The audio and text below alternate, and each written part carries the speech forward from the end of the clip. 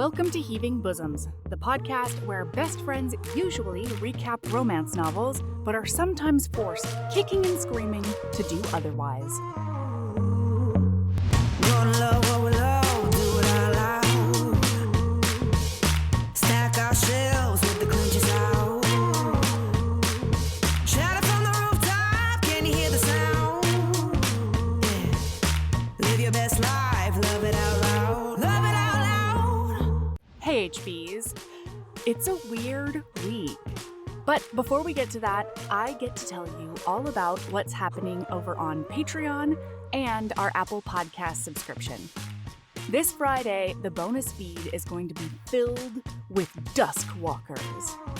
Sabrina is recapping the first half of Book 4, A Soul to Guide by Opal Rain. We're finally meeting that elusive, surly, bare-skulled Duskwalker that all the humans think they've killed. And we learn all about the elf world in this universe. Also, this Friday is our monthly watch party over on Patreon, and our beautiful community voted to watch The Princess Bride. Obviously, we had no choice but to respond as you wish. That's this Friday, August 15th at 8 p.m. Eastern. Now I get to shout out some wonderful people who support us on Patreon.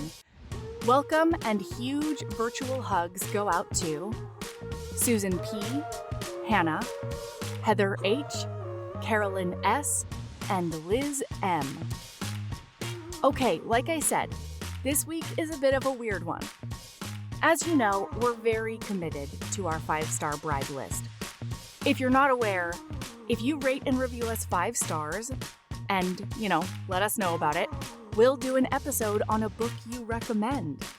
Whether we love it or hate it, you're guaranteed to get our thoughts.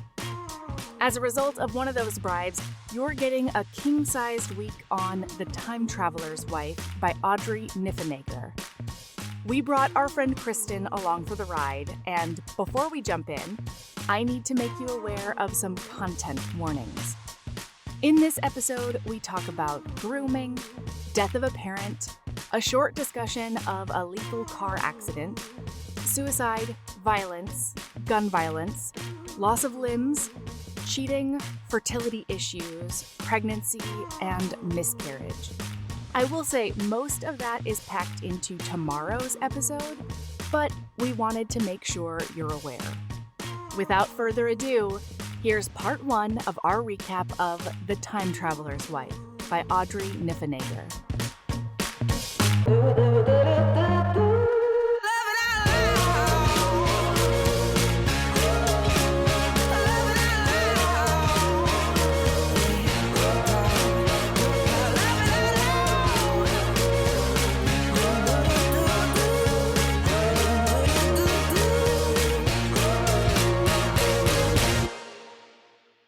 Oh my God, seriously, Kristen, I'm so glad you're here. Oh my God. We've got 3 very different perspectives on this podcast, and let me tell you, HBs, it was necessary. Mostly because I was a resentful bitch ass about this. Okay, hi listener. Say hi to guest host today, Kristen, one of my beautiful co-hosts from the busy Romnivores, who was kind enough to join us today because she just can't say no to this book and movie and TV show. True. And TV show. It's a very unrelatable perspective for me, and I'm delighted to hear your thoughts on it. Oh, HBs, look, here's the deal. This recommendation has been on the bribe list for a cool 8 years, okay? I'm going to be honest with you. I have been putting off this fucking book for the entirety of the podcast. And I put off the book, the movie. I didn't know there was a TV show because I just decided at one point, in my heart of hearts, I looked at the promotional material for all of this bullshit and I said, that looks like a crying situation. I'm not doing it. And then I didn't ever engage with the time traveler's wife. And I was fine. I was perfectly fine living my life. Okay? That's all. And now I'm a totally different person.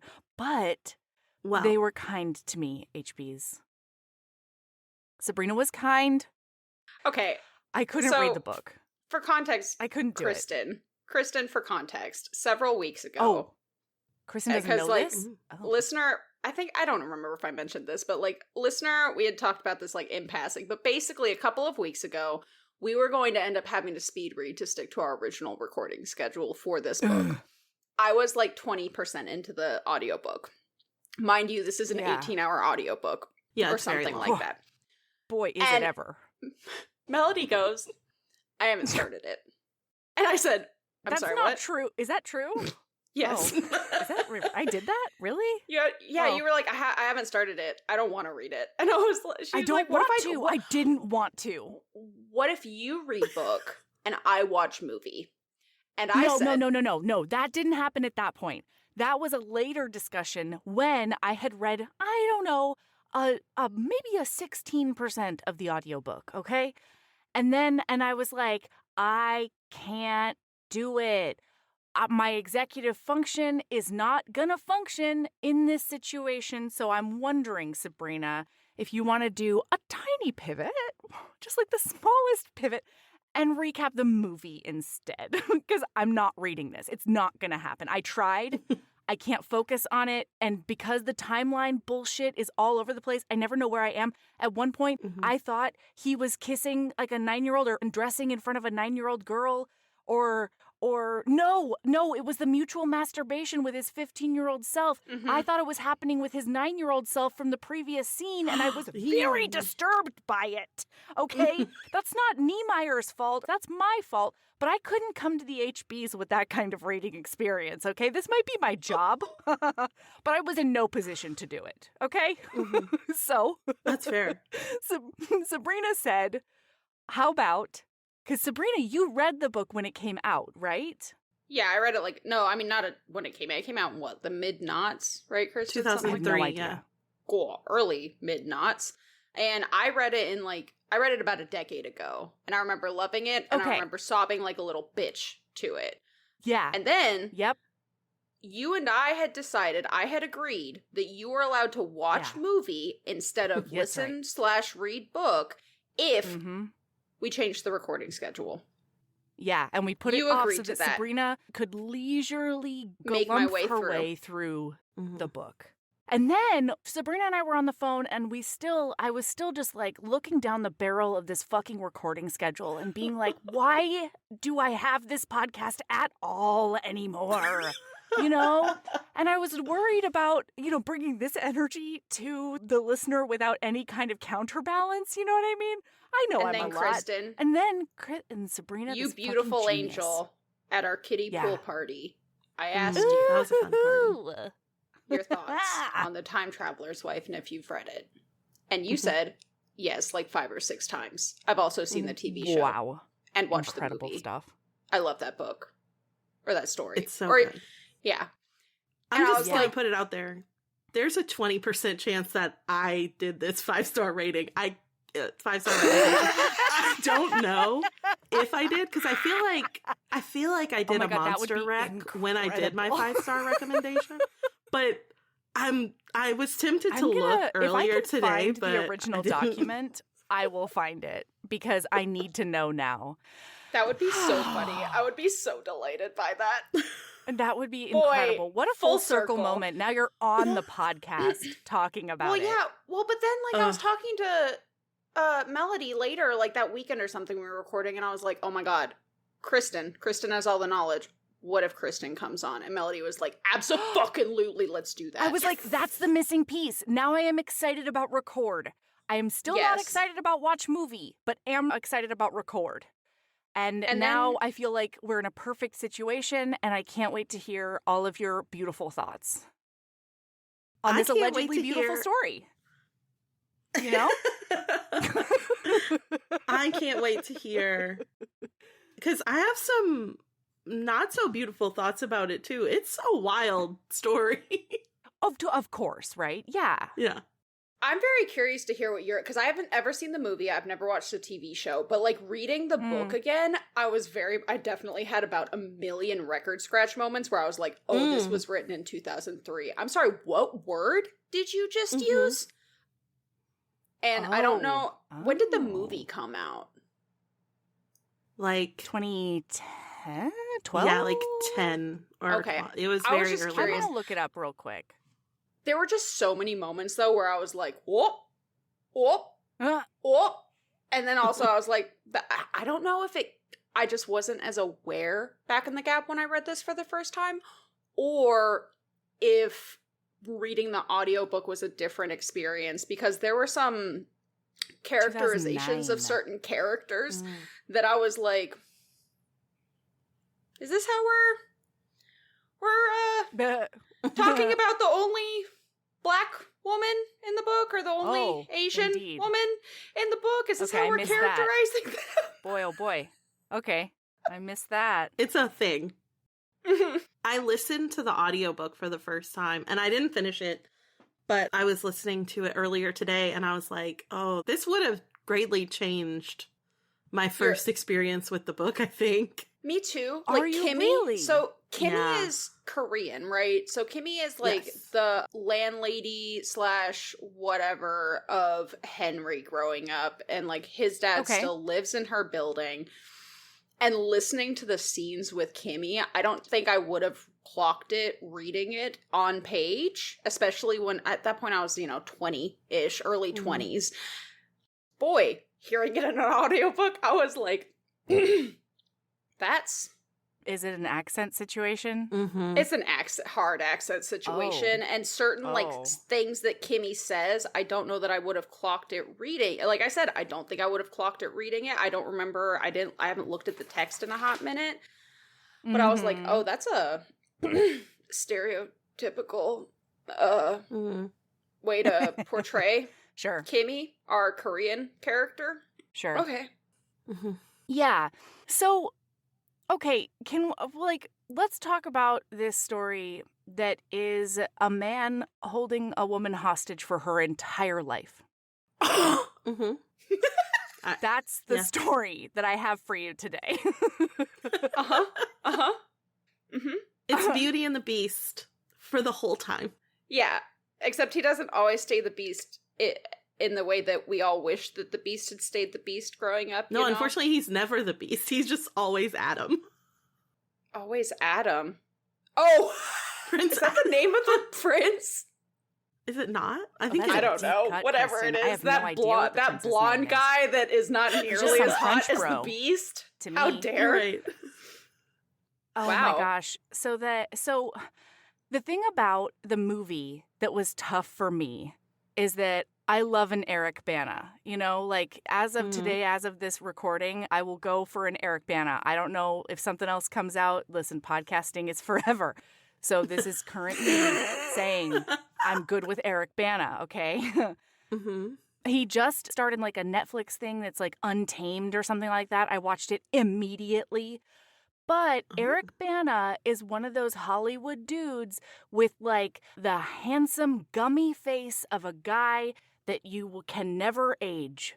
Like it didn't matter what the fuck they did to him in this movie to try and make me believe he was 22 or 45. He looked the same the whole time. And that I think was probably like a lack of movie magic. Eric Bana. The guy who played Henry in the movie. Yeah. But really, like every time at the wedding, it's an older Eric Bana. Apparently, it's an older Henry. And the dad is like, he has gray hair. He looked exactly the same to me. Exactly the same. I had no idea what the fuck they were talking about. It took a few episodes for me to even clock that they were aging. Oh, I can't think of the actor's name. I just called him the whole time I was watching the show. That's even more confusing, though. Yes! Four from Divergent. But in the show, they did have, like, little text on the screen that said Claire is 22, Henry is 38, so or whatever. So that was really helpful. Oh, this lady really is smart. What's this lady? This is, oh my God, That's why Rachel are all McAdam. of the iterations Mhm. of Are you the lady? Are you asking who Rachel McAdam is? No, I'm She saying, was. like, I'm shocked that I'm recognizing It was. all of the ladies that are playing She's trying to Claire. tell me to my beautiful face that she wasn't confused about who Rachel McAdam is because she doesn't want to You know fight. I don't know names. She knows I'm already How riled fucking up. dare you? How fucking dare you? What is the what is the That TV is Regina show George, cast? okay? Yeah, right? Now I'm wondering what the Time Travelers TV show cast looks like. I cannot think of their names. Well, Rose, She's the redhead from Game of Thrones. She's the wildling from the Game of wildling. Thrones. And I don't know who the dude And is. I he can't is even see his 4 face from right now in my mind's Divergent. eye. Okay, all right. I gotta go look at his face. Does he Theo have the shockingly gummy James, face of a Hollywood actor too? He does. It took a long time for me to realize that they were actually trying to age him. Wild. Well, and there are so many times when she's like, "You're so young right now," and I'm like, "No, he just has a almost mullet. That's not. He doesn't. He just He has has a a different weird wig on. hairstyle." Yeah, I Like, will it's- say though, this casting, this what'd you call him? The gummy faced man? he's got a gummy face of a guy you cannot age. Oh, it's Okay, that guy. this yeah, gummy- 4 from this- Divergent. This gummy faced man clocks in my Handsome brain. gummy This face. totally you know? tracks for like I can fit him into the Henry I know from the book. Both of them or the TV one? I don't know. These white men look kind of real similar. I know, right? Yeah. I think know. I'm looking at the movie one because it's Rachel McAdams. That's the movie one. Yeah. So both of them. Yeah, totally. And they do actually, like, they don't look at all the same, but you're right, they do blend together for me. I have a When I'm question, thinking and about Melody, you can just Yeah. pause for a second because you will have no input on. Oh, I guess you listened to like 16% of the book. Oh, God, The it was lady. rough. Claire, Okay. the narrator, sounded so young. The Yes, entire that was my book. That was Yeah, my it issue was a with the choice. narration. She sounds like a 7-year-old for the entire time.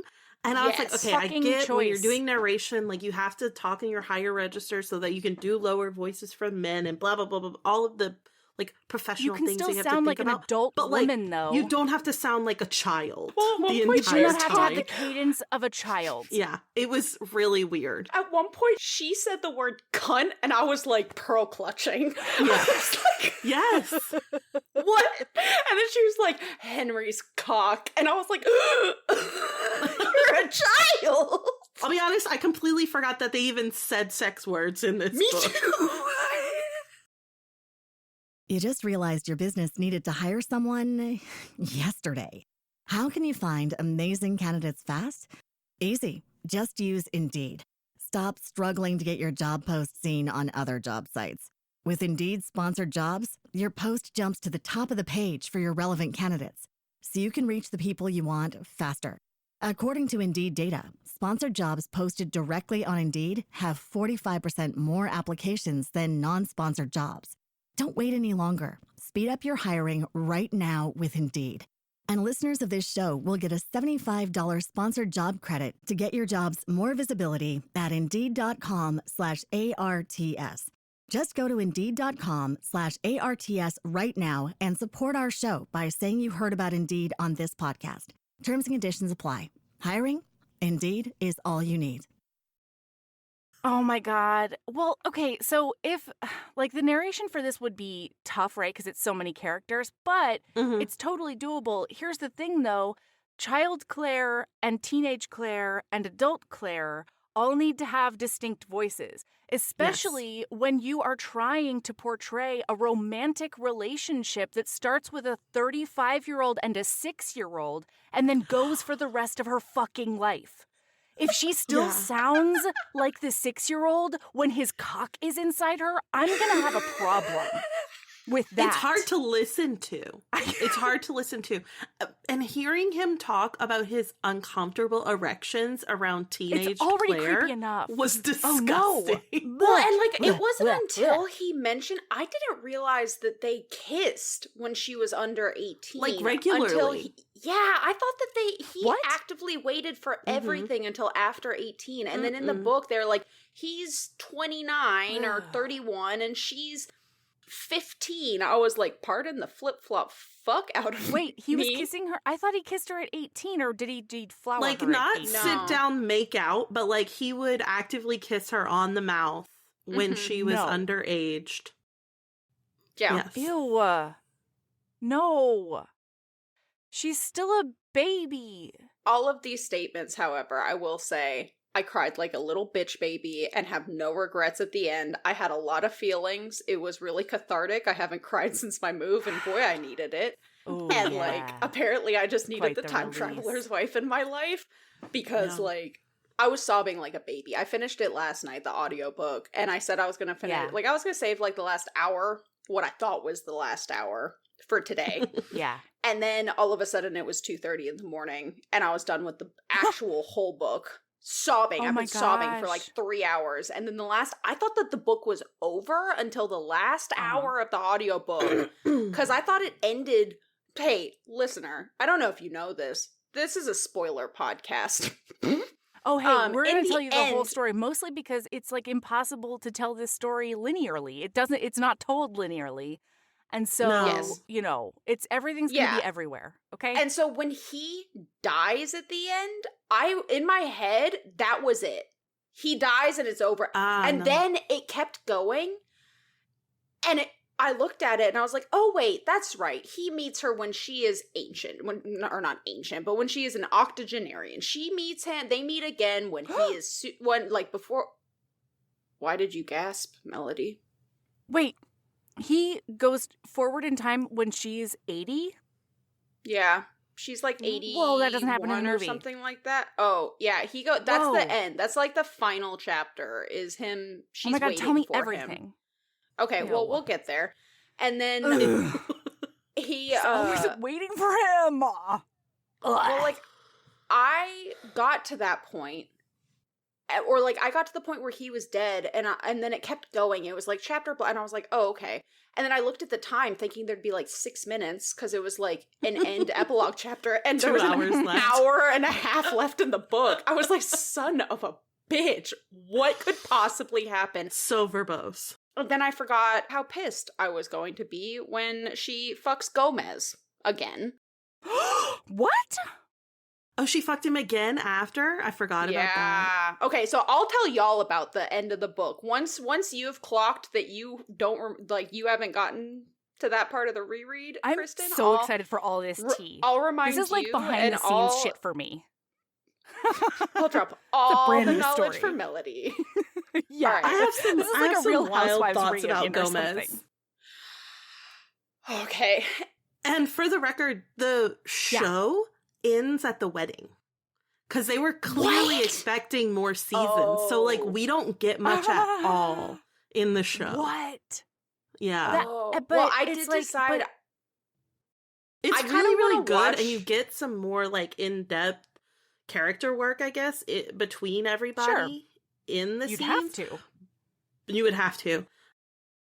But definitely it ends at the wedding. Hilariously, it sounds Wow. like this is going to be more of a recap episode for Melody, where Melody has no idea. It's going to be a reaction episode for Melody.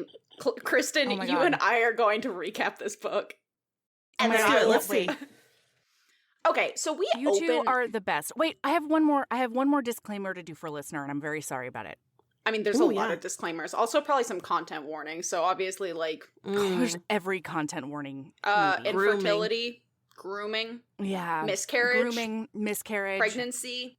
apparently underage kissing. A grown Underage ass man kissing. kissing an underage girl. Huh. Yeah. Oh, and then death of a parent. This was a tough watch for a woman who Yeah. does not have a living dad.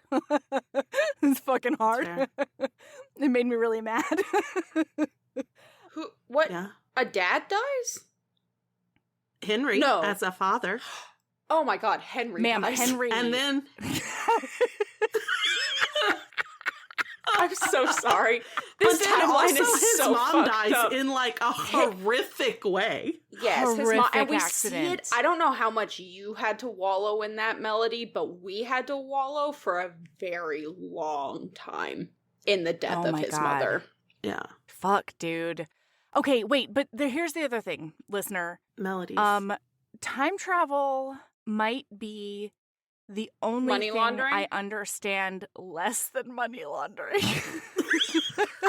I think that part of the problem there, Melody, is that money laundering actually has some, like, basis in reality, right? Like, you can look in a book and, like, there Allegedly. are experts in money laundering, Yeah, you know? that's Like, what I've heard. I would love to see you find me an expert in time travel.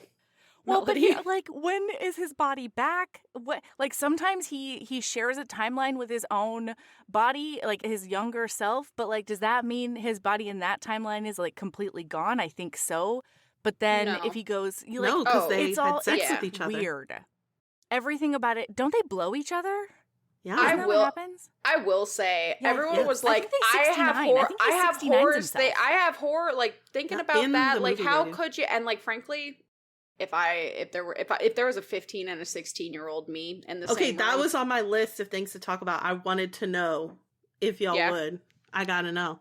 I would absolutely. I can't give you an answer for that because I'm sorry, because I spaced for a couple of minutes and I really thought he was 69ing with his 9-year-old self.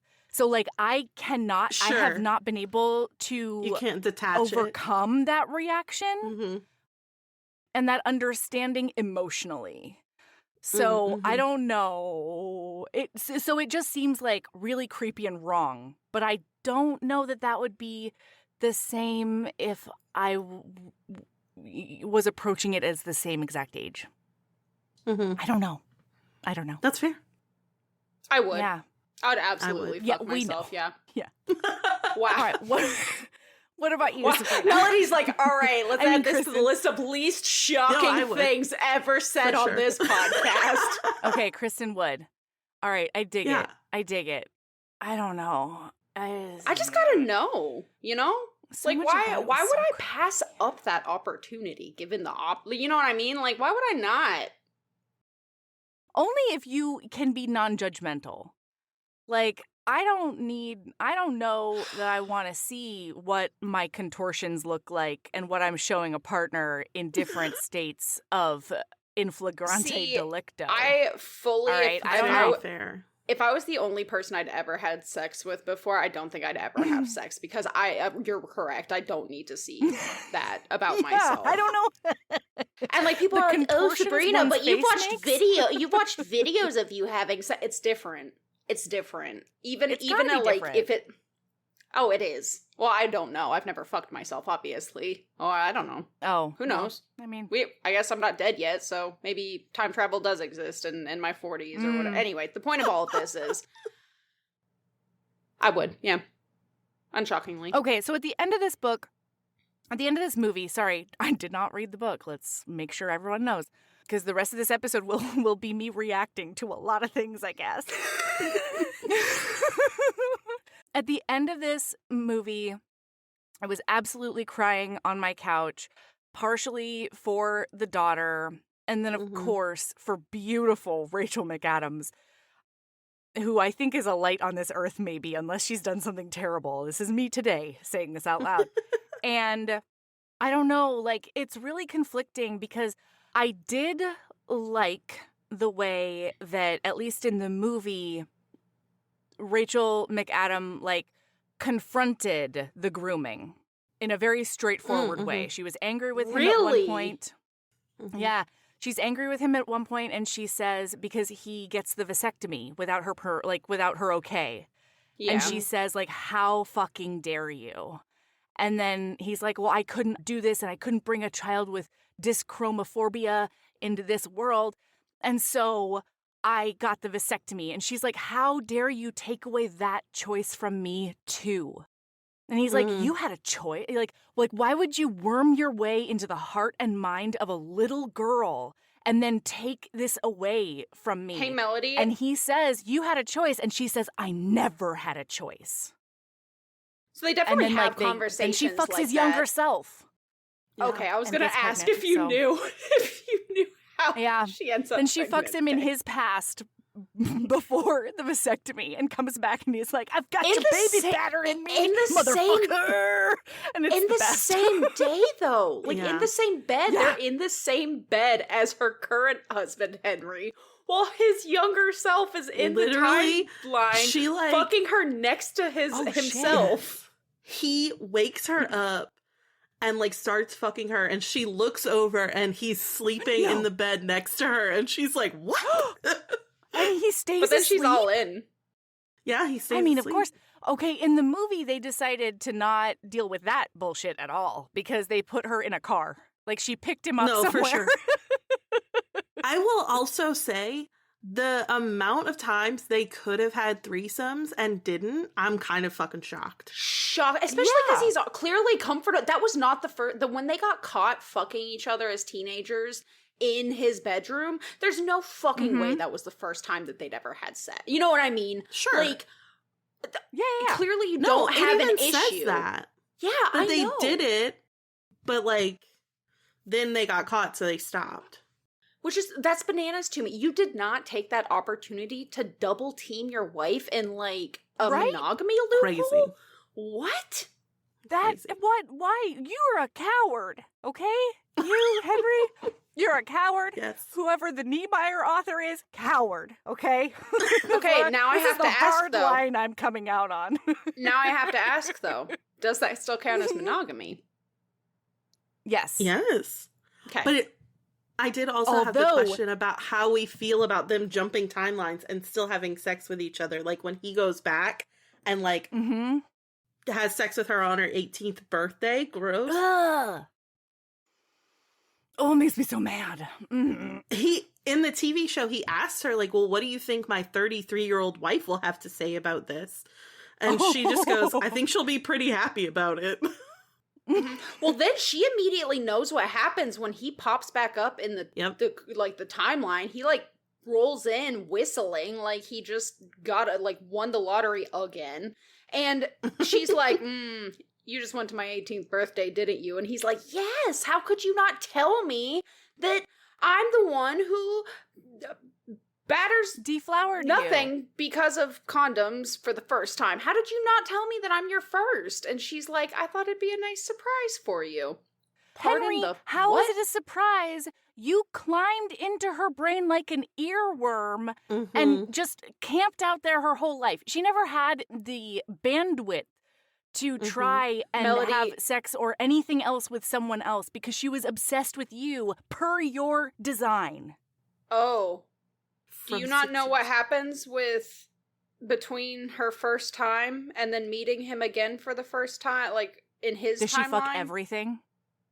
No, I would love that. But this answers the question of what you know. Kristen, we should just start. Sorry, everyone. Yeah. No, you're fine. I'm loving this. So the premise there's no of this way to bullshit do this. Is that No, there's not. It's all going to be chaotic. The story is chaotic. The book is chaotic. The movie is chaotic. The whole deal is chaotic. And like then you add us into this situation, like it can only get more chaotic.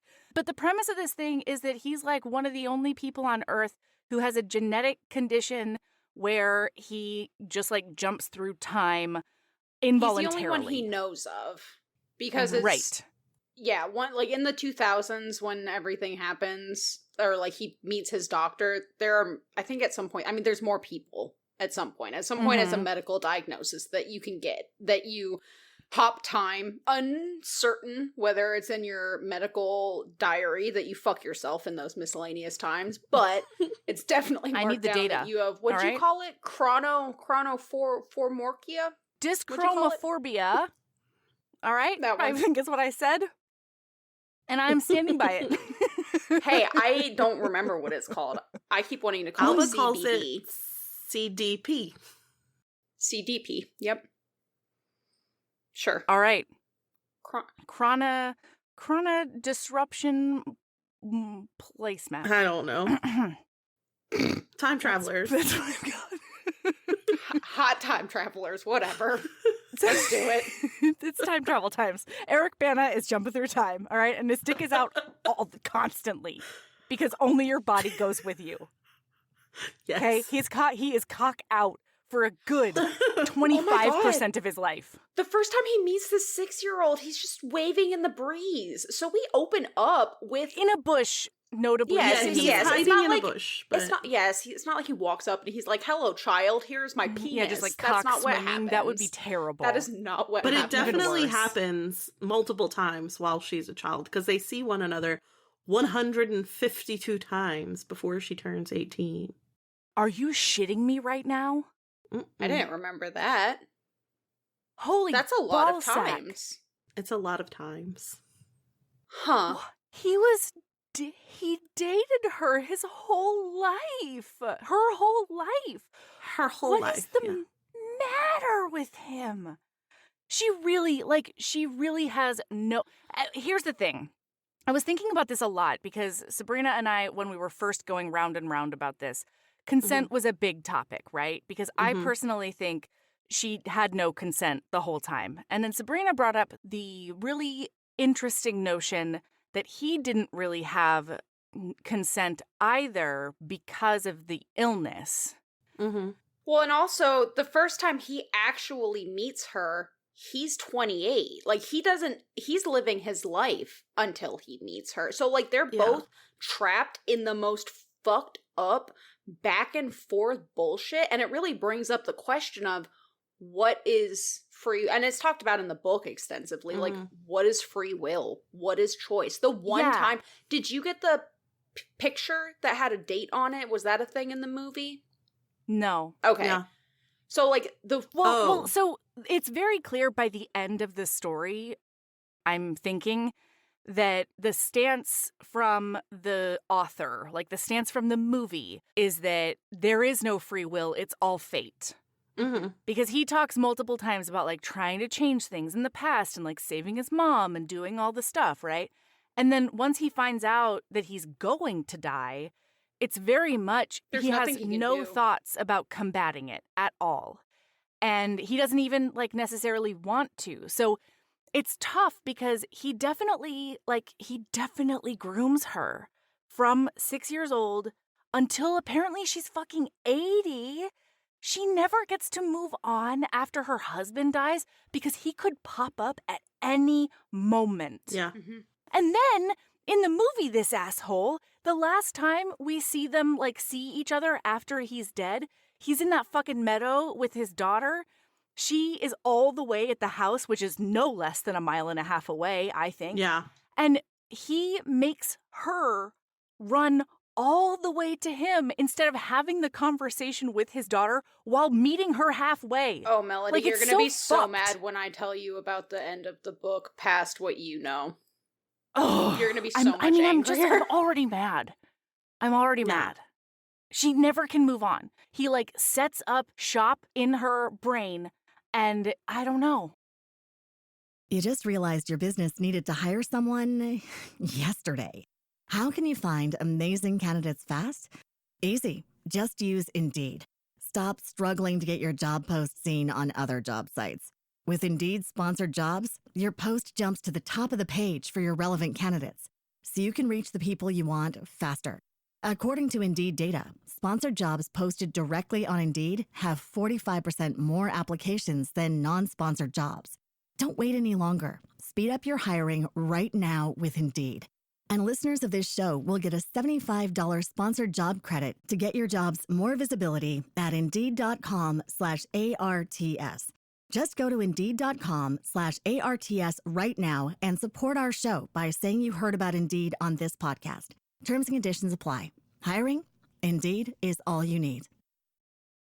Well, so the way so there are definitely creepy aspects of this book, but the way I approached it, at least from Henry's aspect, because, like, as far as her stuff is concerned, it's all fucked up. But, like, as far as he is concerned, I think the way that it makes sense to me as far as time travel in this universe works, this genetic thing that he has, time is very much a pool, and that is it. It is all happening all at the same time. You kind of zip around, you pop in wherever you are, and there is nothing you can do about it. And so I think that after 28 years of flip-flopping around the way he is, not to excuse all of the stuff with Claire, right? But him at 28, up until that point, he is just, welp, I can't do anything. And so when he meets her for the first time, he already has 7 years of interactions with her from 28 when he met her as an adult. Because they meet and she's 24 and he's 28, or she's 22 and he's 28, or something like that. Okay, I'm trying to make this better, I guess. So she's 20 and he's 28 the first time he meets her. So he meets this fully grown adult, and then 7 years later, he meets this child that he's like, well, shit, this is my future wife.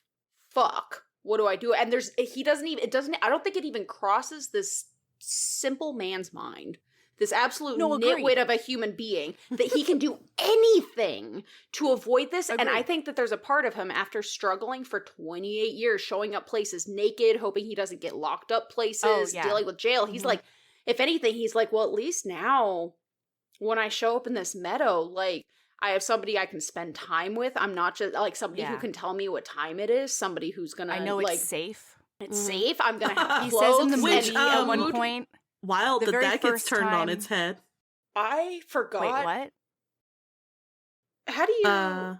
What do you know about it? Happened in the movie. Oh, okay. He gets shot in that meadow. He lands in that. Yeah. That's how he dies. He lands in the meadow and he can't. So, like, his safe place, his sanctuary, their sanctuary gets turned into his murder scene. Yeah.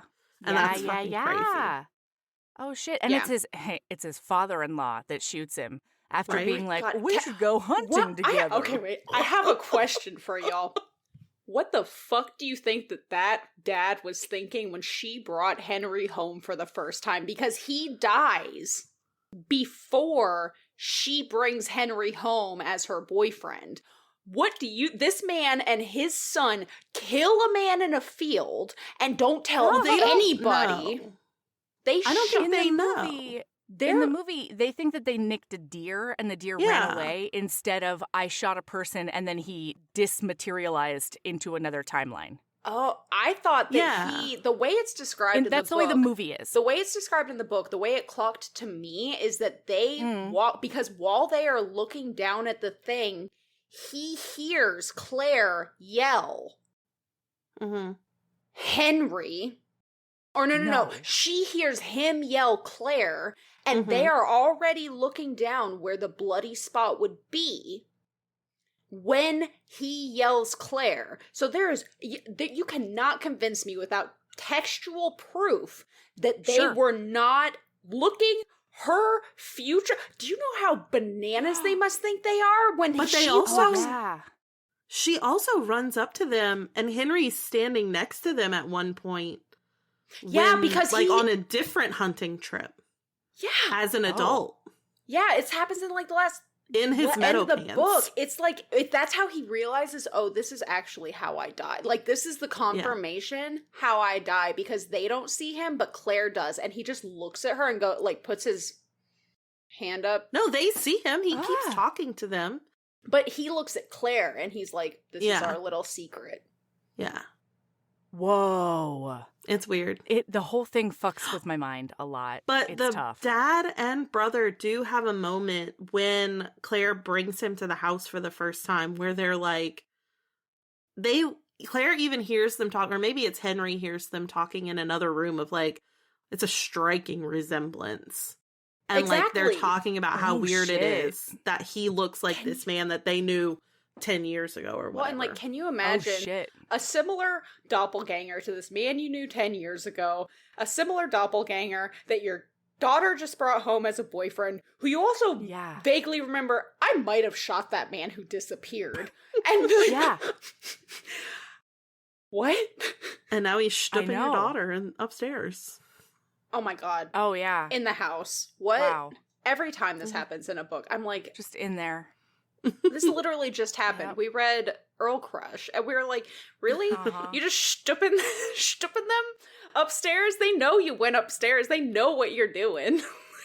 Yeah, like they can hear the bed rattling. You're right above the dining room. What are you doing? They're all just sitting at the dining room table, dead silent, and the chandelier above is just like HBHQ fanfic. No, this is HBHQ canon, okay? It is canon, yeah. All right.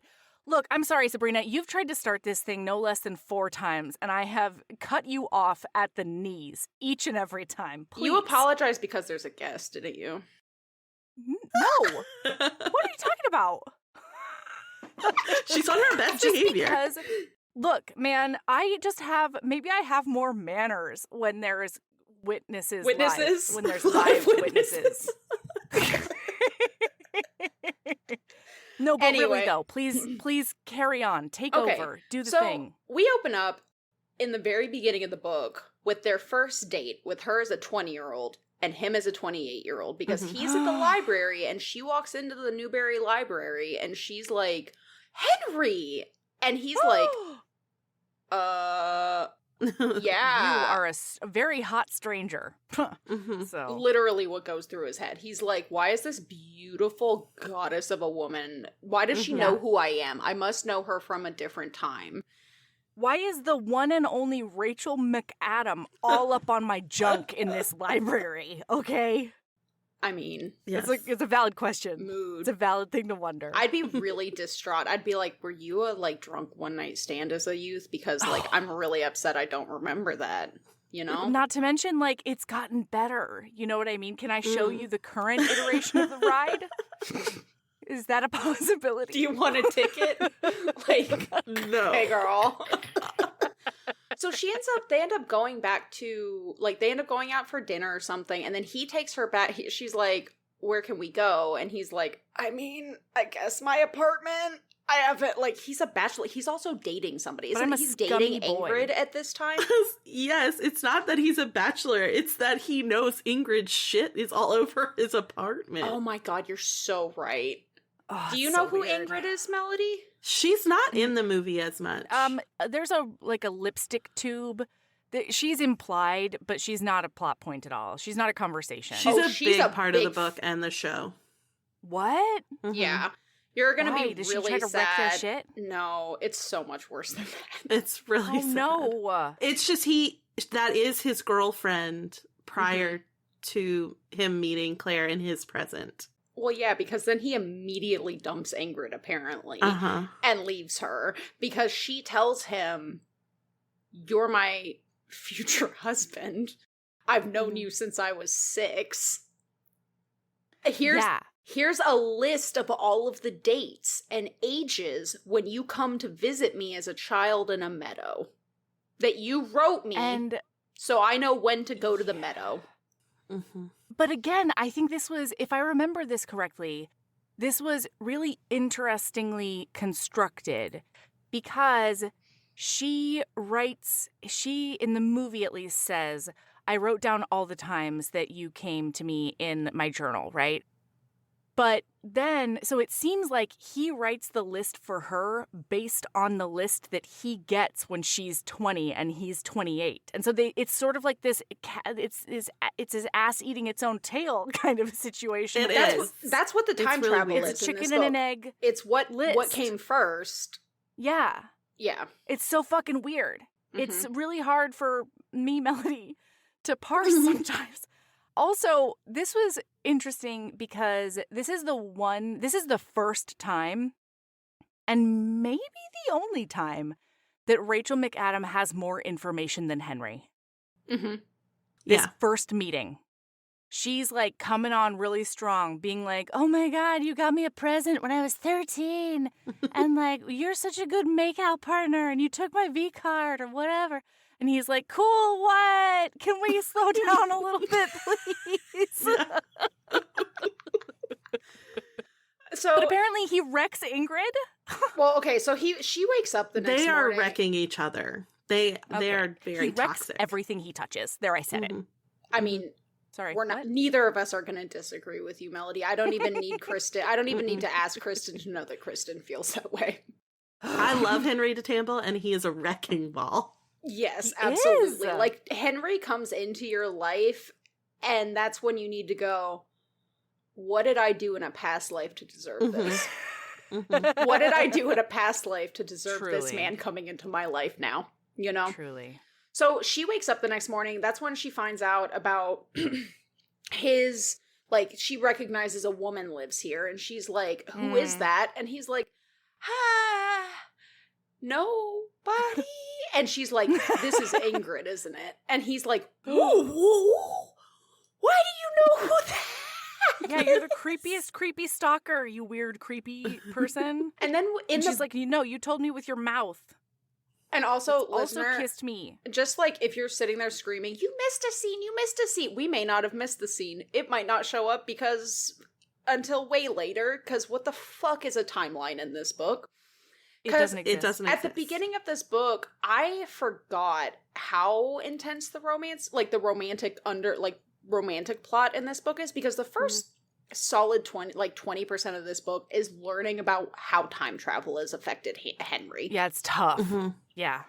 And so, like, we learned that he started and everything traveling. He's learned. I think it's like one of his birthdays. Fifth birthday in the Something book, like that. 8th in the show. It's really wild. Oh, okay, yeah. Kristen, can we sit down and watch this TV? I want to watch this TV show, I think. Yeah, I just want to, like, yes. finish. Yes, Woof, okay, pass. Cool. Well, like, I just want to see the difference, because when I was reading this book again, I was like, how the hell do you make a TV show or a movie even? It's out of actually this? really interesting. Apparently and they aged them up a bit. Not Yeah. enough. But they aged, like, some of the experiences that they talk about in the book, they just aged the characters up a little bit. Mm-hmm. And yeah, they also aged the timeline up in general, because Henry was born in, like, probably 70 or 69. Something like that, yeah. So a lot of born in the action of 1976. Okay.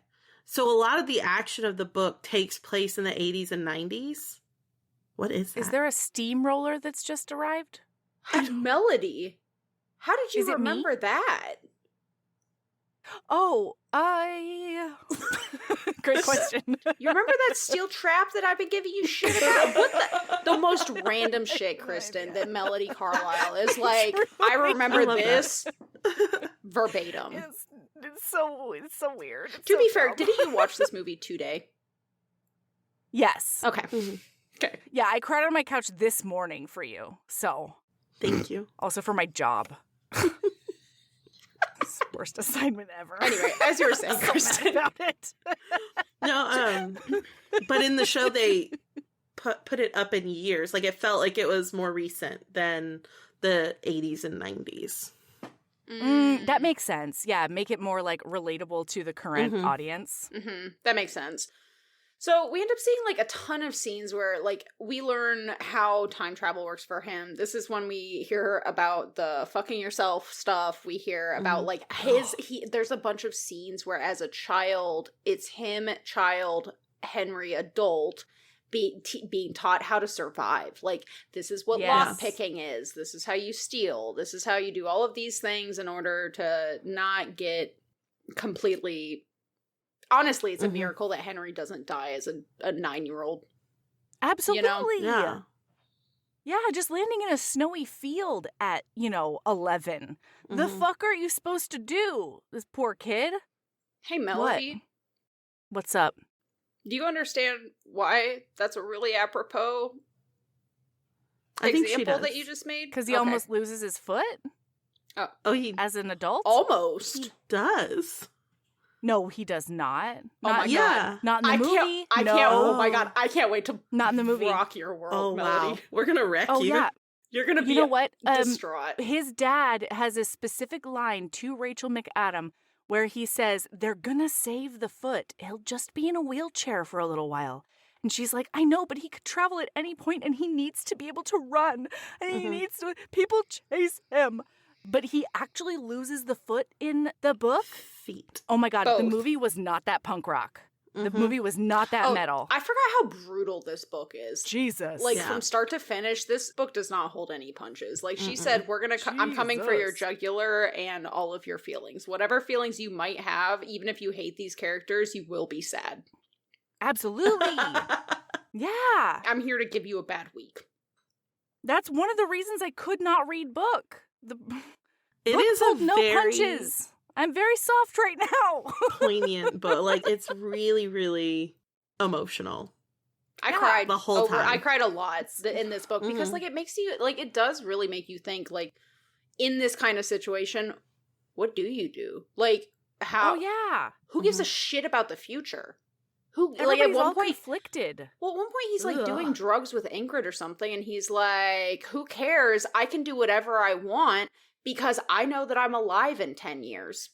I'm 24, and, like, I'm alive at 34, so, like, clearly whatever happens now, I make it through. Claire also has a moment like that where they're, like, in a car, and she's driving really reckless and fast, and with he's, the lights like, off at night. Yeah. And he's like, what the hell? You cannot do that. Like, I have really terrible memories of being in a car where my mother was decapitated. Like, you cannot do that to me. Oh my God. The entire and book. Claire's like, well, I know we're not going to die, so...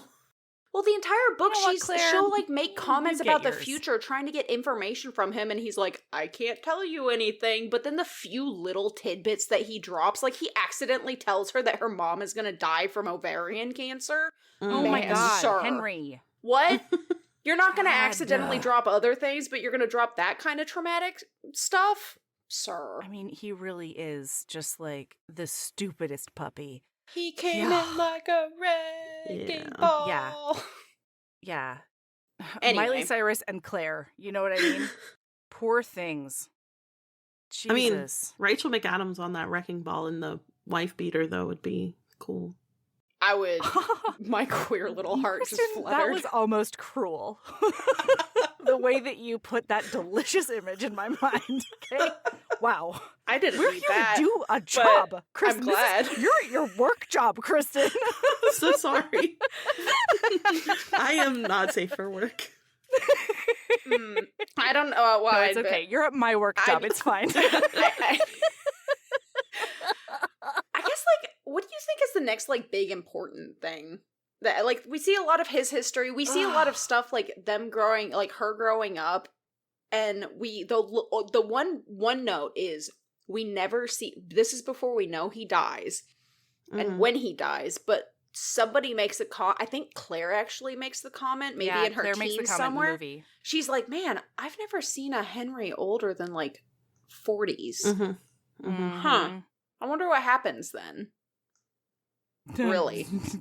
Mortality, You wonder what happens. Bitch. He probably would have come a lot more than 152 times if he lived past 43. Absolutely. Yeah. Absolutely. Because if you think about it, 152 times, that's like 1/3 of a year out of 18 years. Oh my God. Like, it sounds like a crazy 12 amount of years. times, but yeah, you're right. 12 years, yeah. Yeah. Jeez. Well, the last time that he sees her on her 18th birthday, there's a blank of like 4 years, like, or I guess it's not 4 years, of like 2.5 years between. Man, he hits it and quits it, am I right? He really Jeez. does. That's fucked up. You just realized your business needed to hire someone yesterday. How can you find amazing candidates fast? Easy. Just use Indeed. Stop struggling to get your job post seen on other job sites. With Indeed sponsored jobs, your post jumps to the top of the page for your relevant candidates, so you can reach the people you want faster. According to Indeed data, sponsored jobs posted directly on Indeed have 45% more applications than non-sponsored jobs. Don't wait any longer. Speed up your hiring right now with Indeed. And listeners of this show will get a $75 sponsored job credit to get your jobs more visibility at Indeed.com/ARTS. Just go to Indeed.com/ARTS right now and support our show by saying you heard about Indeed on this podcast. Terms and conditions apply. Hiring? Indeed is all you need. I think it's interesting that he doesn't cave for a lot of things when she asks questions, but he also doesn't cave for himself either. Because, like, he absolutely could have told his 11-year-old self, like, hey, you meet your future wife. She lives in blah-de-blah. Totally.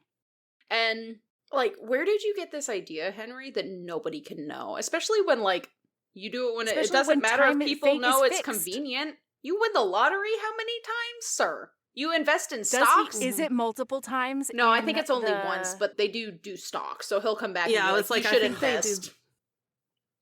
I was wondering, because, like, you can't hold down a job when you're But just he does have a job.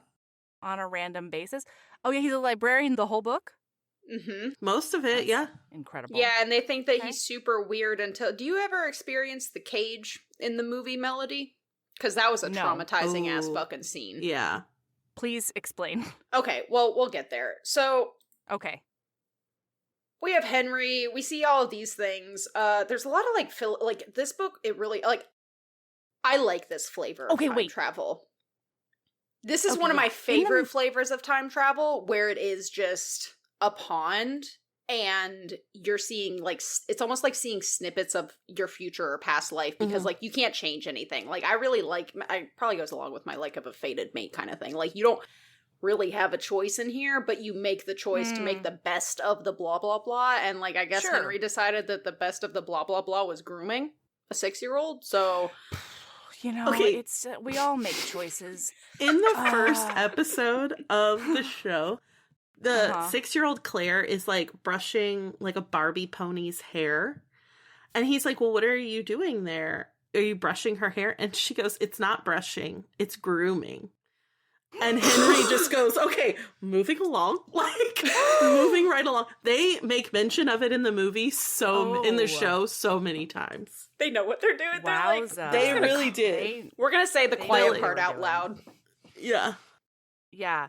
Okay, so the two things that stood out for me in the movie, and I would love to know if they happened in the book, are, one, him meeting Gomez and then very quickly afterward getting caught by Gomez, like, mid-time travel, and after having gotten dressed in, like, some frilly clothing and some jorts, which Eric Bana really pulled off. Gomez finds him basically, like, beating up a homophobe because this guy attacked him for being gay, and then, you know, because of his clothes.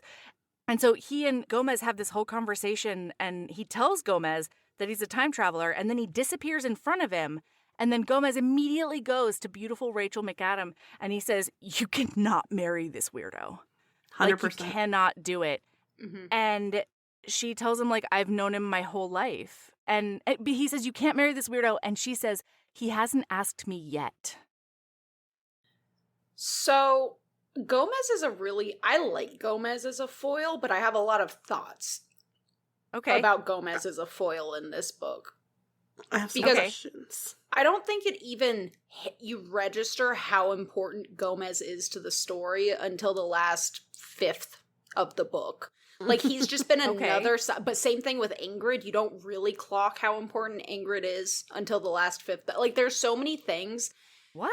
The last fifth of the book ties up a lot of things or brings up a lot of things that you don't even realize you're picking up on until the end of it. And then you're like, oh my fucking God, what? And it's because you're in Claire and Henry's points of view and they haven't experienced it yet. Oh, shit. Okay. Yeah. So yes, that's basically I would love to know how Ingrid's important. I can't wait for that. You're going to be really upset. It's going to be so. You said there was another thing. You don't say. Well, I'm sorry, Kristen, what?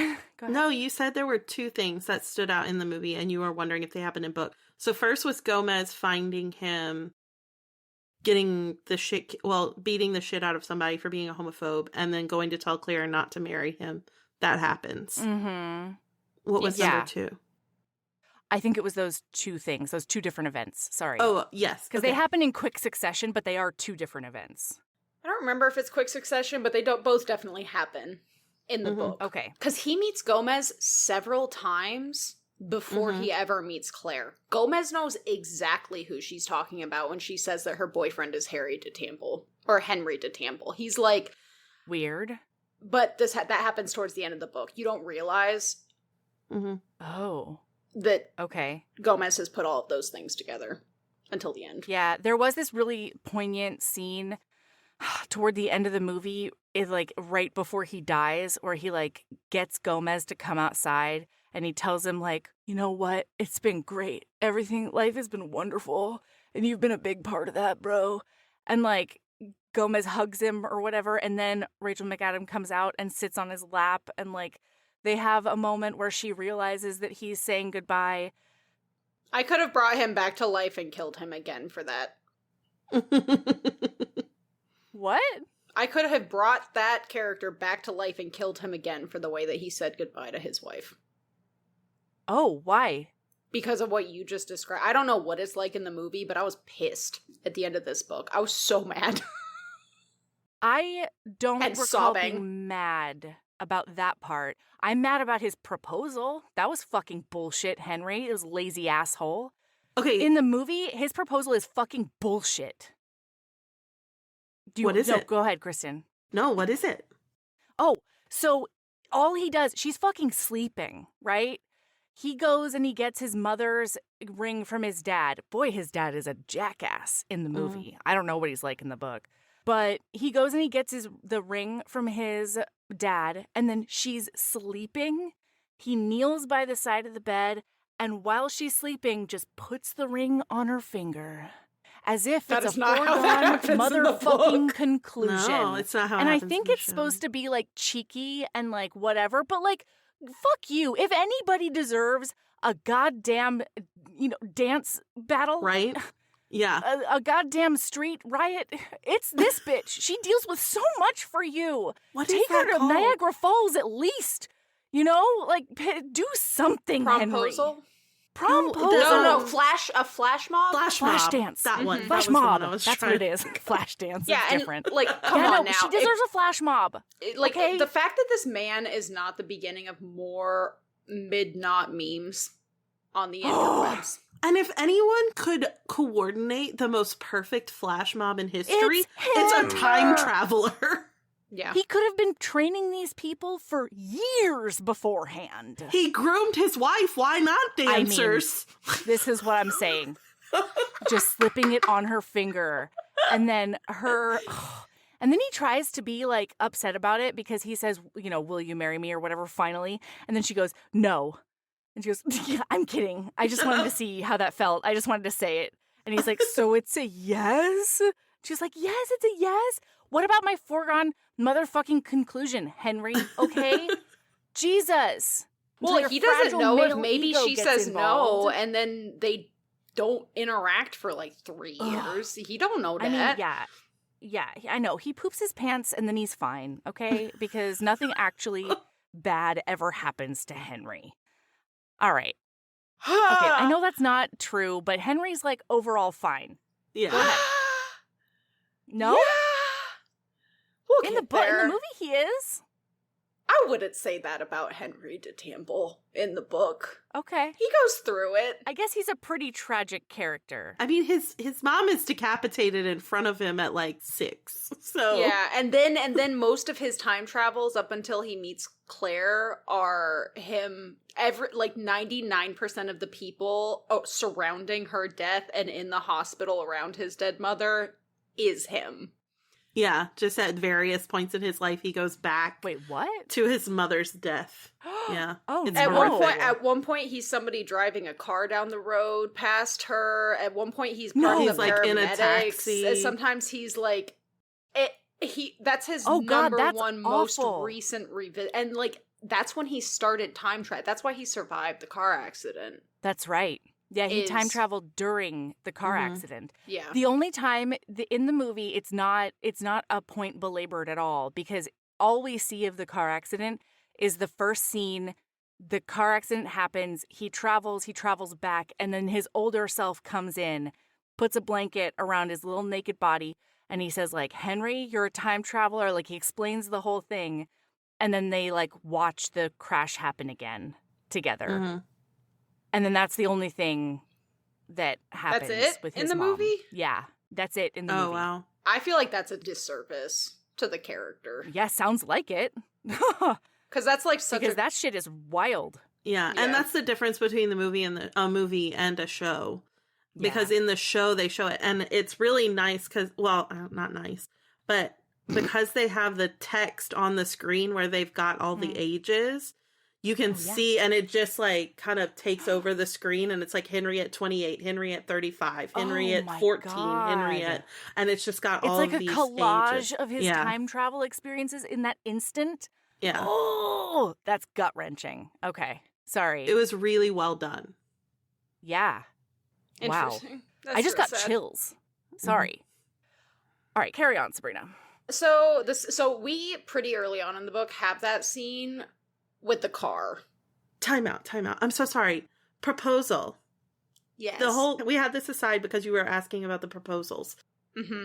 Oh yeah, what's that proposal like? In the show, he proposes at her 18th birthday. Oh, gross. Yeah, it is gross. I hate that a lot. So That's in not the how it show, happens he in the book. proposes. It's not how it happens in the book. But yes, in the show, he proposes. I cannot remember. I think it's before they have sex.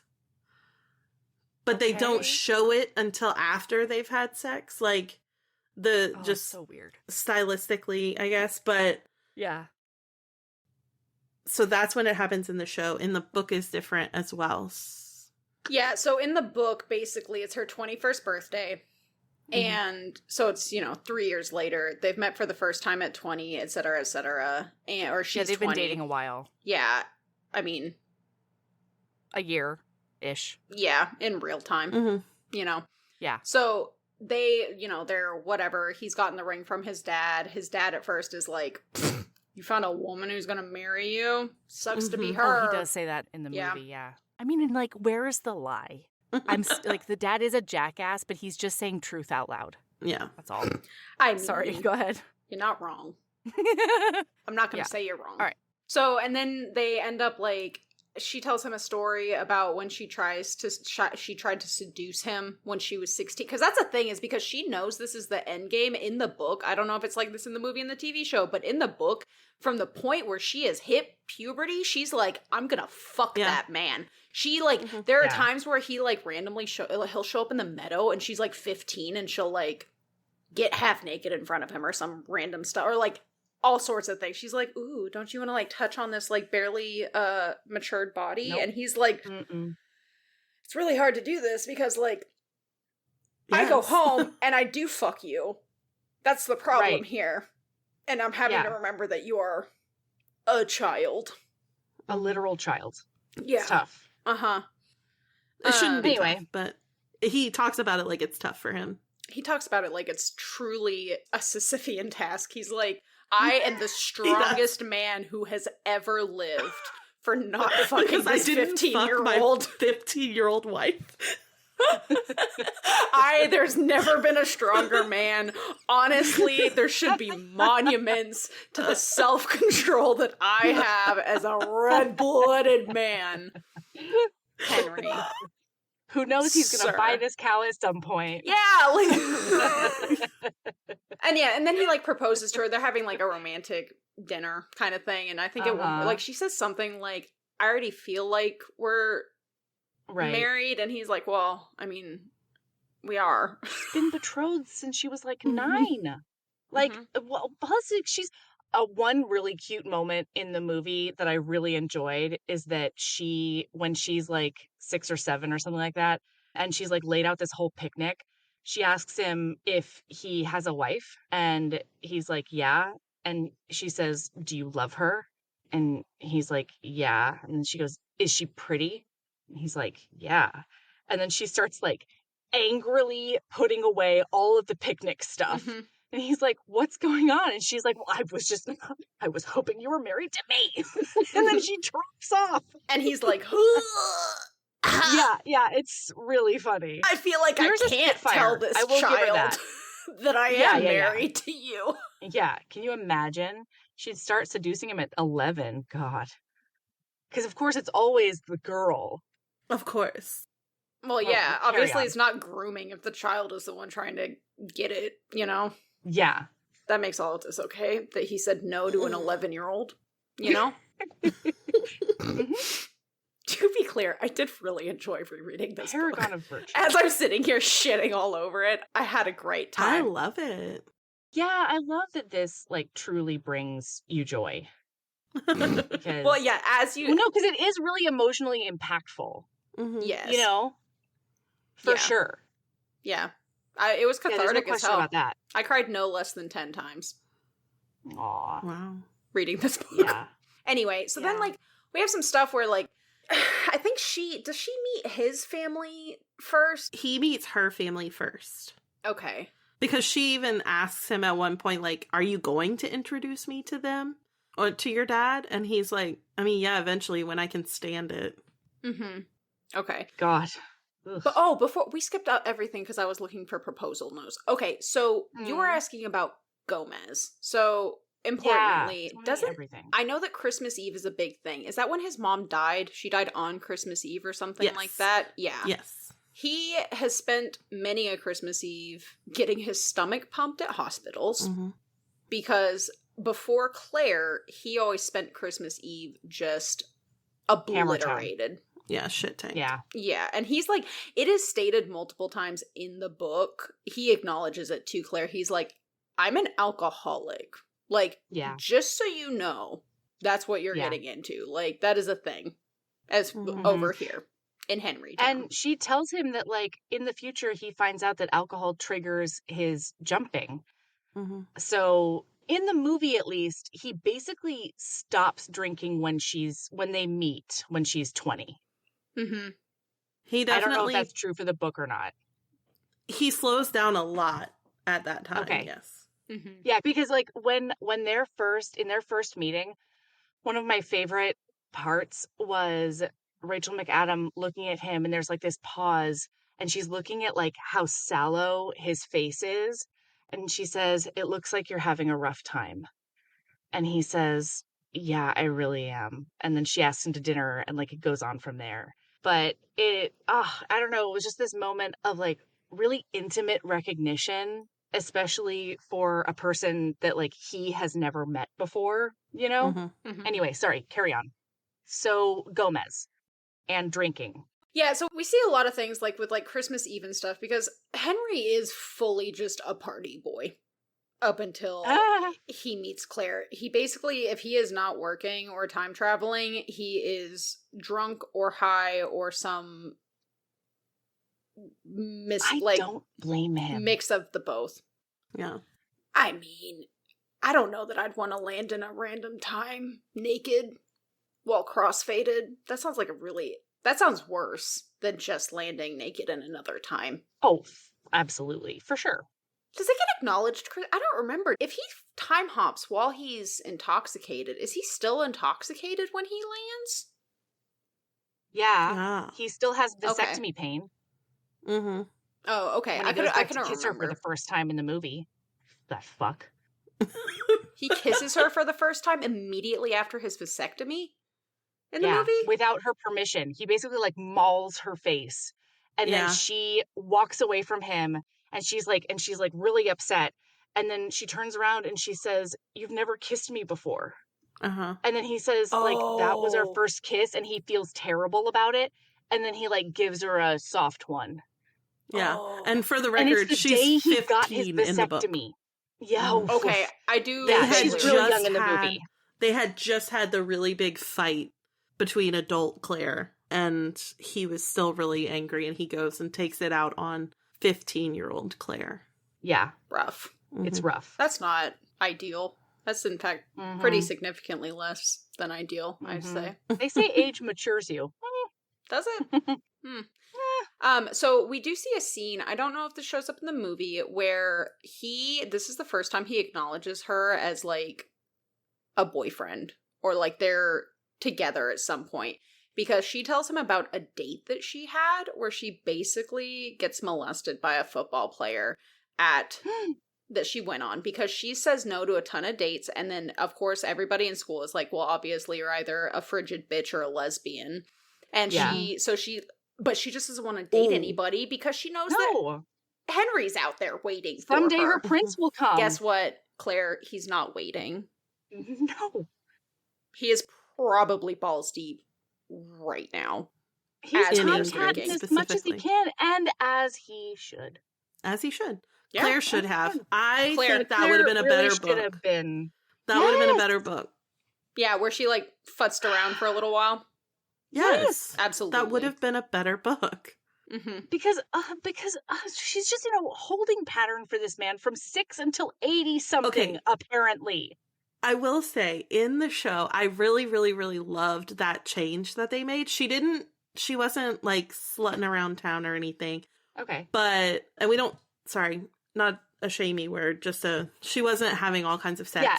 Not that there was anything wrong with that. Yeah, no, we're vocally pro-slut. Sorry. There's no slut shaming in my house. Full slut honoring all the time. It's sluts all the time. We love a slutting around town. That's right. Excellent. So she has the drunken night with Gomez, right? And she feels really bad about it. We'll get there. Do they not have a drunken night? In the movie? No. Oh, wild. I haven't watched the movie in a long time. Okay, well, we'll get there. So she has a drunken night with Gomez, and then it's a week or two later, and she's talking to Charisse, her roommate, who is Gomez's future wife, and she doesn't tell her what happened, but she's just talking about her, and Claire is feeling guilty that she had just had sex with her roommate's boyfriend. What? And her roommate she had sex with her roommate's boyfriend? Yes. And her roommate puts the moves on her, and then Claire fucks her roommate. What? Oh. Yes, Claire fucked Charisse in the show. Oh, that's amazing. Better book. It's so much better. Oh my god. Yes, Claire, get it. Because it always really bothered me that Gomez is constantly pining for Claire. And, like, he's their best friend, but, like, he's married to Charisse. You're gonna be... But always... Yeah. But then I'm like, poor Charisse. She deserved better. Well, because she knows. I don't know if... Well, clearly this doesn't come up in the movie, but Charisse knows. She absolutely knows. Because we have a scene with her and Henry towards the end of the book where she's like, you don't go anywhere, right? And he's like, no, what are you talking about? Because at this point he knows he's gonna die, and she's like, you're not gonna go anywhere, right? And he's like, why are you asking? And she's like, because I think that once you're gone, Gomez is leaving me for Claire. Like, she has known the entire time that Gomez is in love with Claire. That's awful. Yeah. So they end up having, like, he doesn't tell her anything growing up, though. Like, he won't tell her about his mom. He doesn't tell her about his life, what it's like for him, what it was like growing up. It's like, dude, he's like, I guess there's probably a 20-year-old me somewhere out there right now. What the hell do they talk about then? You know? He helps her with her French homework, and he basically is the weird adult confidant that she sneaks into the house when she's 10 so that he doesn't freeze to death outside. To each their own, I guess. So there's that. So but he doesn't bond with her at all. No, he does. He's obsessed with her. No. I mean like on a meaningful relational level. No. She is in love with the idea of the fact that that's going to be her husband. That's the only, and he's attractive, right? Like, that's the only part about it that she loves. Because she doesn't know him. So we end up seeing, so I started to tell you about this scene. The first time that it's ever acknowledged, like, he's her person, essentially, is he shows up. It's her 16th birthday.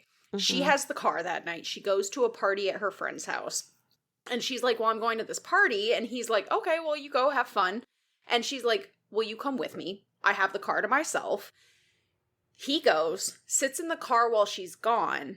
And then one of her friends, everyone is like, she definitely has a boyfriend. She definitely has a boyfriend. She definitely has a boyfriend. But she won't admit to anything because... what can she do? Hey, this 42-year-old sitting in my passenger seat is my boyfriend. Just so you know. Like, whatever. Weird. And so one of her friends ends up going downstairs. It turns into a whole thing. And then on her way home, she has decided that because everyone thinks it's weird that she's not into any of the dudes jumping in the pool with their dicks out or something at this high school party or whatever. And so she ends up going on accepting a date with one of these guys. And the first time it's acknowledged to people that they are together or he acknowledges to her that he is an important person in her life like that.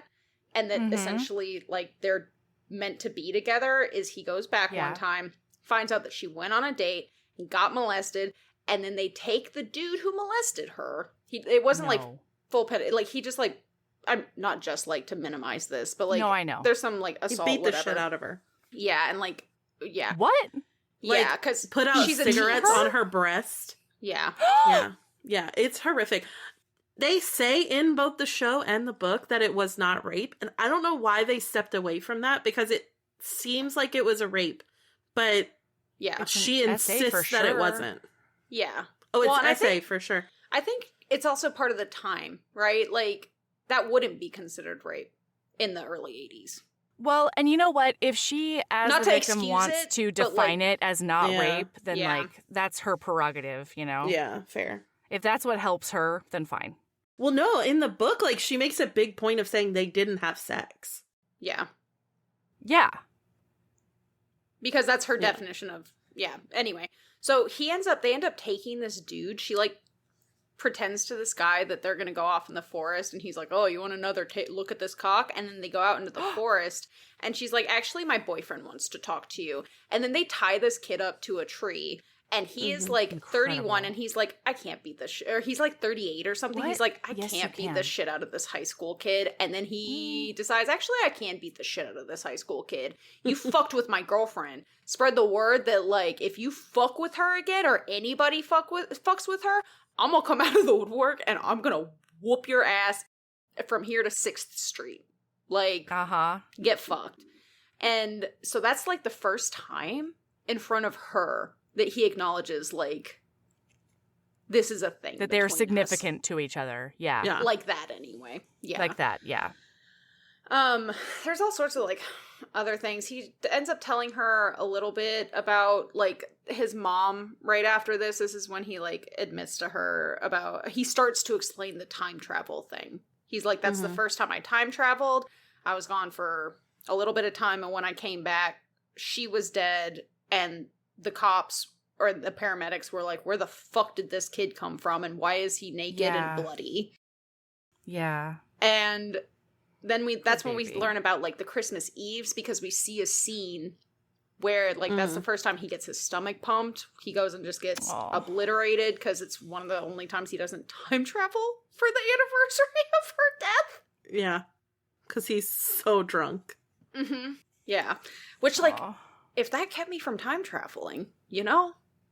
But it doesn't always. It doesn't. No, it doesn't. Then we meet... Oh, God. What happens next?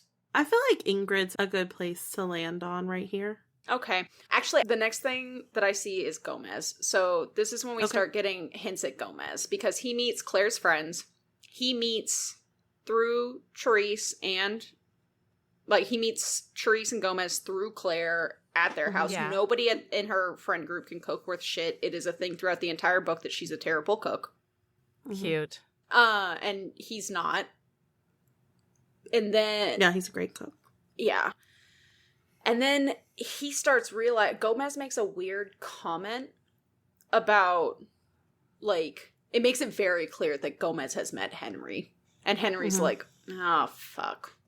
Hi. Oh. Great to meet you. And they're talking about, like, their shared interest, and then he finds out, like, they have a lot of shared interests, and he's like, oh, I must have met this guy doing, like, one of those things, like, back in my early 20s punk era, and he's like, God, I can only imagine what this dude has seen.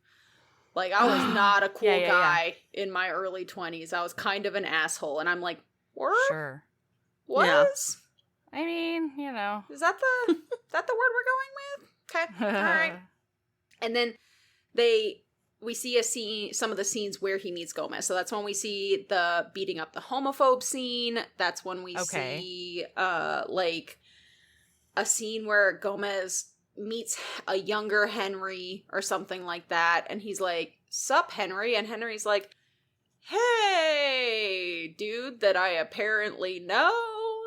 And so, like, Gomez is officially suspicious when he meets Henry as Claire's boyfriend. Okay. Because Henry hasn't experienced any of those things or something like that. And he's treating him like a person he's never met instead of a dude he's seen a handful of times. Yeah. Yeah. And so that's kind of the beginning of the whole Gomez subplot, which is, it really doesn't come to fruition until the end of the book. And then you're like, oh my fucking God, what the hell?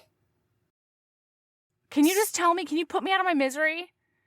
I feel like you should have to learn it the way we did. Fine.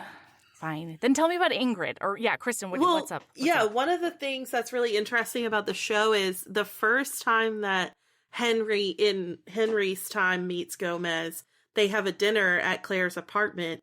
And in the show, they did it in a really cool way because they had Henry time travel to this dinner. So they have two Henrys. Ingrid also crashes the dinner. How does Ingrid crash this dinner? Yeah, exactly. How does Ingrid crash this dinner is a great question. I don't know. So everyone knows. Ingrid apparently has known the whole time that he's a time traveler in the show. I thought it was really cool that they just made it more of a thing that people know about instead of this big thing that they need to keep hush-hush.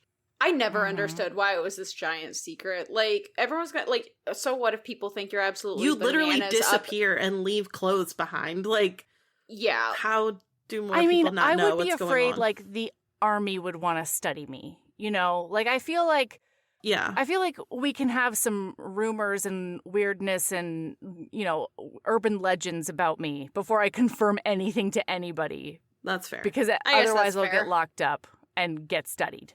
That's fair. Yeah. That's very fair. That's fully how I would feel.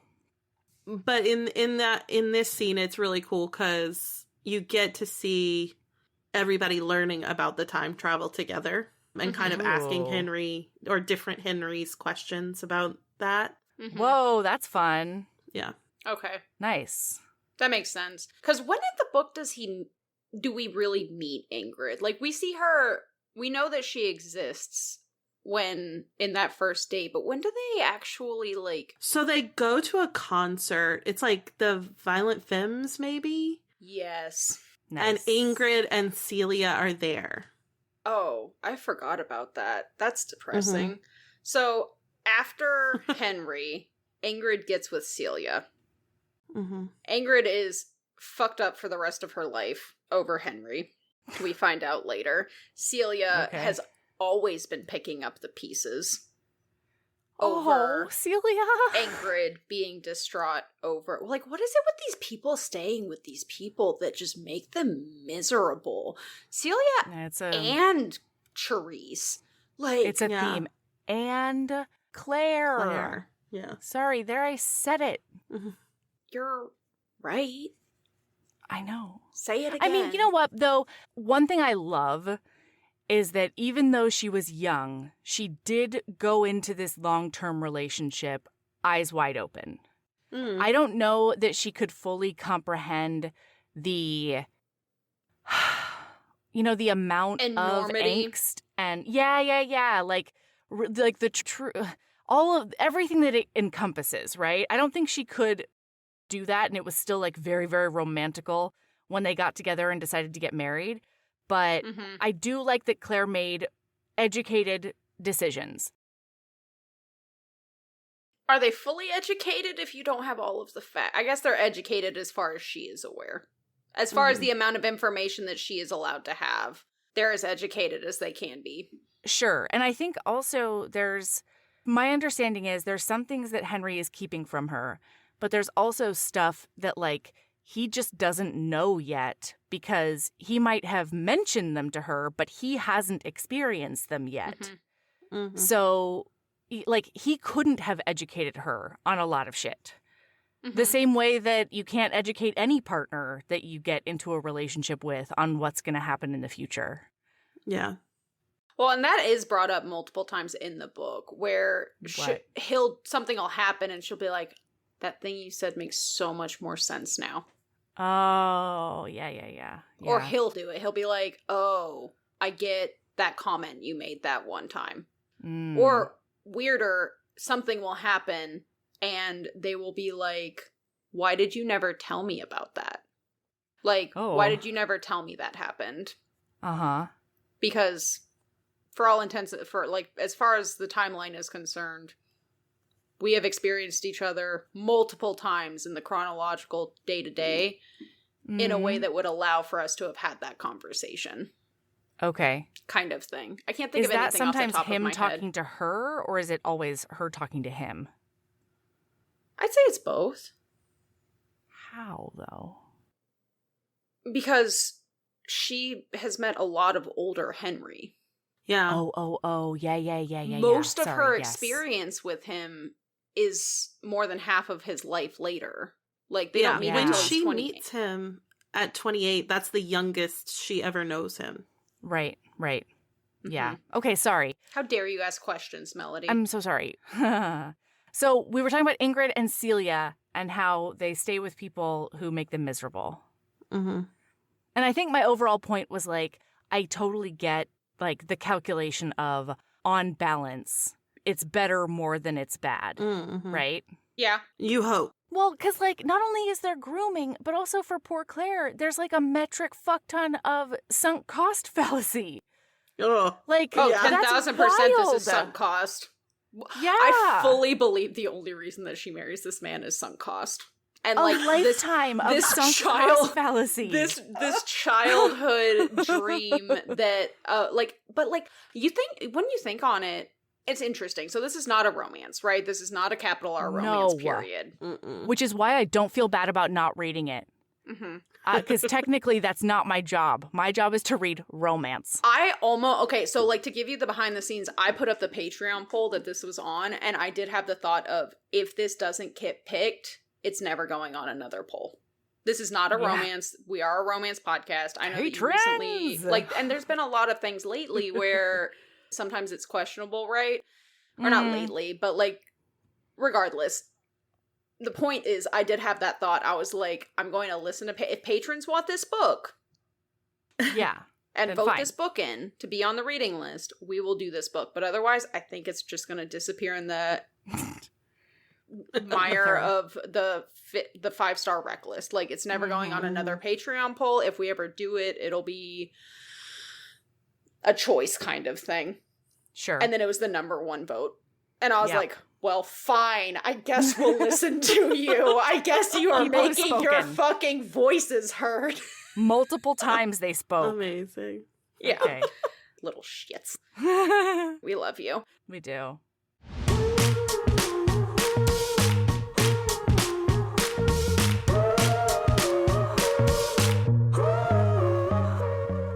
That's where we're going to stop for today. We'll be back tomorrow for the second half of this book. I hope you're excited. Heaving Bosoms is produced by us, Melody Carlisle and Sabrina Bradley. Editing is done by me, Melody Carlisle. Our theme music is by the incredible singer-songwriter Brittany Fonts, and our art is by the ultra-talented author Kate Pryor. If you like our show, remember to follow us on your favorite podcast app, rate us 5 stars, and leave a review. That one small action is a huge way to help the show. If you want to get in touch with us for advertising inquiries or anything else, you can email us at heavingbosomspodcast@gmail.com. If you want more of us, visit patreon.com/heavingbosomspodcast. You can also find us on Instagram at Heaving Bosoms, on TikTok at Heaving_Bosoms, and in our Facebook group, the Heaving Bosoms Geriatric Friendship Cult. See you tomorrow.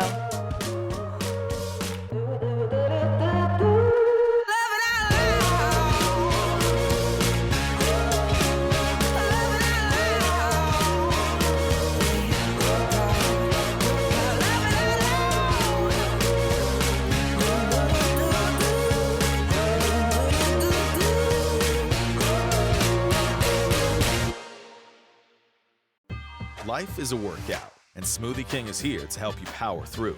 Whether you're crushing morning miles or sprinting through back-to-back meetings, give your body the energy, protein, and power it needs to help you conquer your goals. Only at Smoothie King.